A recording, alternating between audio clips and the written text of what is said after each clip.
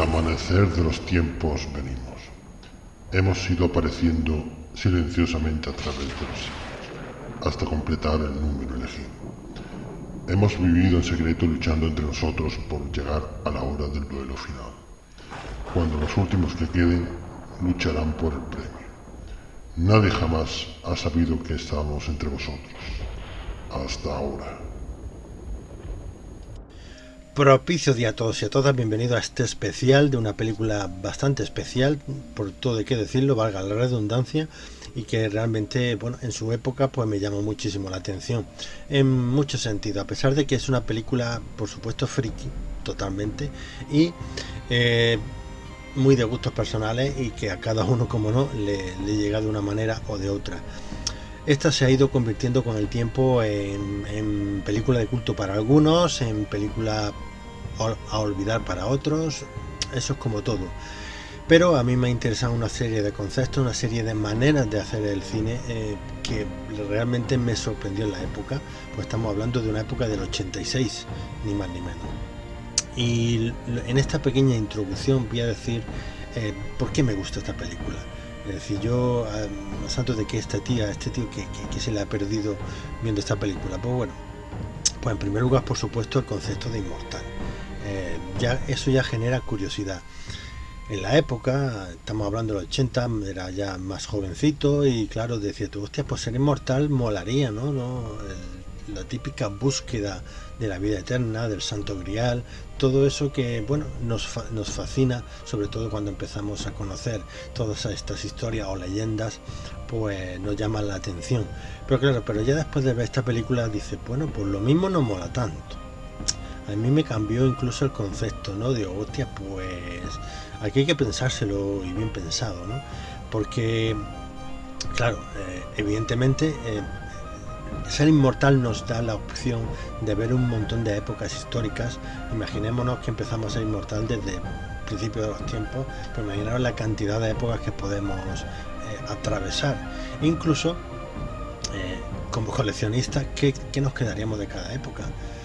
Hombre, sabiendo lo que sabemos ahora, pues evidentemente cogeríamos una serie de cosas, pero sin saber, hasta que no pasa la historia o que no ocurren los acontecimientos, no sabemos qué coleccionar, ¿no? Pero yo imagino que nos quedaríamos con algo emblemático de cada época si tuviéramos la oportunidad, ¿no? Y si no, nos cortaran la cabeza, como sería el fin. Y bueno, y la propia canción de Who Wants to Live Forever ya lo plantea. O sea, cada uno puede responder a esa pregunta como le dé la gana. Por otro lado, en segundo lugar, pues la música tanto de Michael Kamen dirigiendo el score, como la propia grupo musical de Queen, incorporado prácticamente a la banda sonora, porque da momentos de todo tipo. Tenemos momentos de rock, de balada, de música incidental, que nos da el ritmo de cada uno de los momentos de la película, ya sea momento dramático, momento romántico o momento fantástico, ¿no? Y sobre todo de acción que nos da esta película, con lo cual la música imprescindible. Luego tenemos en tercer lugar las localizaciones reales. Pues tenemos desde la más idílico paisaje de Escocia o de Inglaterra, de Gales, a los más metropolitanos como Londres o Nueva York, aunque bueno, está centrada la acción en Nueva York, pero se ha rodado en Londres también parte del metraje, y con lo cual es bestial. Además, sobre todo en los paisajes de Escocia tenemos incluso lugares históricos, y además la cantidad de exteriores que tiene esta película, pues hoy día se suple más con el croma, que es mucho más económico, evidentemente, que estar desplazando un equipo completo a una zona determinada, ¿no? Pero por suerte esta película cayó en una época donde había muchos exteriores y por otro lado bastante necesario, yo creo, para mi entender. En cuarto lugar, la innovación y la creatividad de los efectos especiales, donde no había, digamos, CGI. De alguna manera no tenemos el CGI que conocemos hoy día, pues allí aquí había que buscarse las habichuelas como fuera, y necesitaba un talento muy especial, sobre todo del equipo de efectos especiales, del propio director de fotografía, para intentar plasmar la idea que tiene el director en una película tan fantástica y tan acción como puede ser esta. Entonces claro, necesita elementos muy novedosos, que los tiene, y además pues bueno, la técnica de las propias transiciones ya es brutal, lo cual todo esa creatividad es muy importante, y ha creado incluso escuela. Los propios miembros del equipo pues ya reconocen que bueno, que posteriormente pues claramente han copiado según qué secuencia, ¿no? O según qué transición incluso, con lo cual bueno, esto tiene un mérito increíble. En quinto lugar, pues el guión. Un guión donde, bueno, que es el más innovador del mundo, pues tampoco. Estamos hablando de un antihéroe donde es perseguido por un villano fabuloso, lleno de odio y de ansia de poder, y bueno, incluso tenemos su historia de amor ahí entre medias. Lo cual se ha hecho muchas veces, incluso los propios guionistas pues ya hablan de lo mismo que se ha hecho en Star Wars, el viaje del héroe, etcétera, héroe a su pesar, pero lo original del guión es el toque fantástico de la inmortalidad y del por qué se tienen que enfrentar o reunir esos inmortales para que solo puede quedar uno, lo cual es muy original. La verdad es que ya hablaré más detenidamente del guión porque es muy curioso. En sexto lugar, pues el director de Estado de Gracia, donde creyó en el proyecto desde un principio. Ya no cuento nada de la segunda parte, pero lo que es la primera parte fue algo que se le notaba la pasión. O sea, quería hacer esta película, empezaba, según los miembros del equipo, pues iba de un lado para otro, es decir, pensando y qué puedo innovar, qué puedo hacer, cómo esta secuencia mejorarla. La verdad es que aquí Russell Mulcahy se lo marcó bien y puso toda su pasión y todo su querer hacer este proyecto, y todo eso se transmite al final en la película. Pero en fin, que no va a estar reconocida como puede estar reconocida pues las obras maestras clásicas que todo el mundo pues ya conoce, ¿no?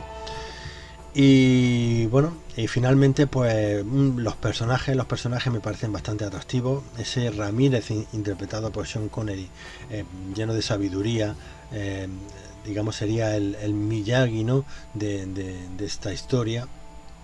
Tenemos a una mujer en cuanto al tanto al Heather, representando lo que sería el amor verdadero, como el Brenda, que sería el amor posterior, y donde tenemos a una mujer forense antes de que empezaran a existir las series de CSI y toda esta moda de los forenses y tal.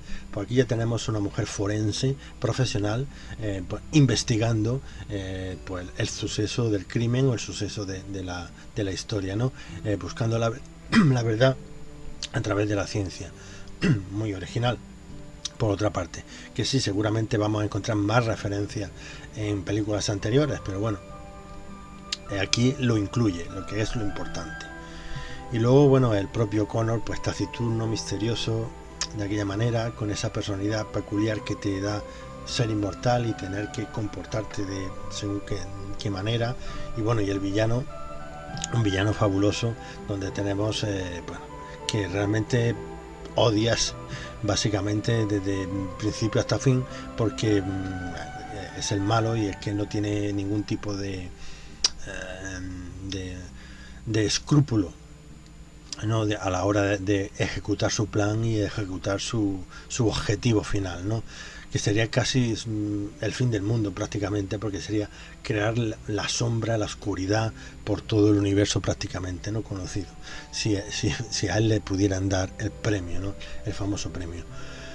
Y bueno, pues esto es un poco la introducción, que es un poco larga, pero bueno, quería decir un poco qué es lo que me gusta de esta película, qué es lo que me ha llamado la atención de esta película y por qué quiero hacer un análisis de esta película de fantasía, acción y muy friki. Y a mi modo de ver, esta es importante en lo que supuso en aquellos años, y creo que bueno, fue una más de todo ese boom de los 80 que ya creyó el propio George Lucas, Steven Spielberg, y bueno, pues ha tenido la mala suerte de convivir con lo mejor de lo mejor también quizá, y bueno, ha quedado un poco apartada un poco de todo. Pero cuando la vimos, tanto compañeros míos de clase y tal, pues admirábamos esta película pues por esa fantasía, ¿no?, que nos llevaba a llevar.